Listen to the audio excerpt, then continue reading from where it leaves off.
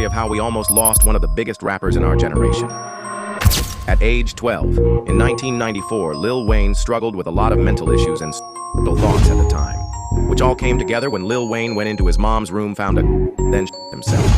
Police ended up arriving shortly after the shot, due to Lil Wayne calling them beforehand, and when they arrived, they immediately started searching the place for weapons while Lil Wayne was bleeding out on the floor. Luckily, a police officer, Robert Hubler, was able to notice Lil Wayne on the ground and urge other police officers to get him to a hospital. Lil Wayne later on credited Robert after his passing for saving his life, saying, "I was dying when I met you at this very spot. You refused to let me die." So if you didn't know, what is the complicated history behind Kanye's stolen laptop? The story of Kanye's laptop is a very odd one with two sides to the story. The first story talks about how when Kanye was in Paris in 2008, his laptop was stolen with unreleased music, which led to the unfinished song called Awesome being leaked to the public. When the public found out, Def Jam seemingly came in and claimed that Kanye's laptop had never been stolen to try and cover it up. The second story had to do with Kanye's cousin stealing his laptop with explicit videos with him on it. When his cousin found the tapes, he allegedly blackmailed Kanye for $250,000 to buy it back from him, which he later mentioned in Life of Pablo. So what do you think about Kanye's laptop being stolen, and do you ever wonder?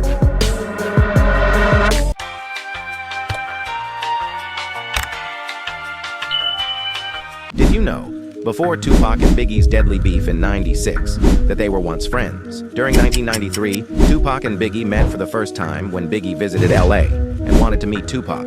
So he decided to ask a local drug dealer to set up a meeting between the two. At this time, Tupac was already a big artist, with 2 albums of his going gold and him starring in different movies such as Juice and Poetic Justice.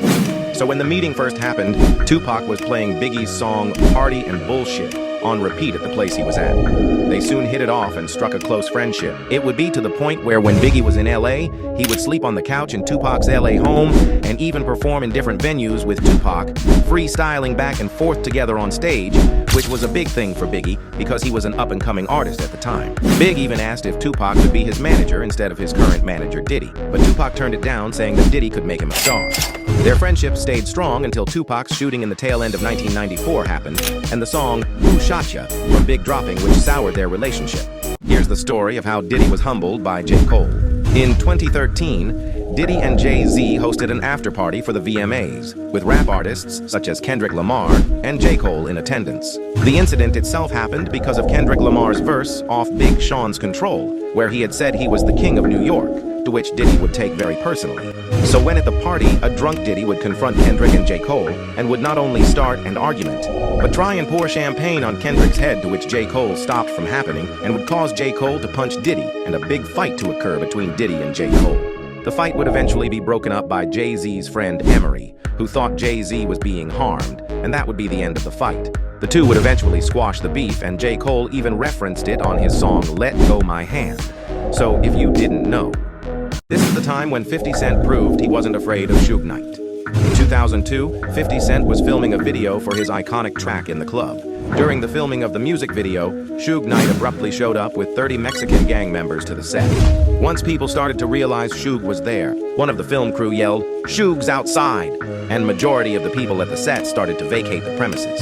The only people that were still there was 50 Cent, some members from G-Unit, and Eminem, and Proof. When 50 confronted Suge Knight, all he did was ask in a cold tone, "What you wanna do, man?"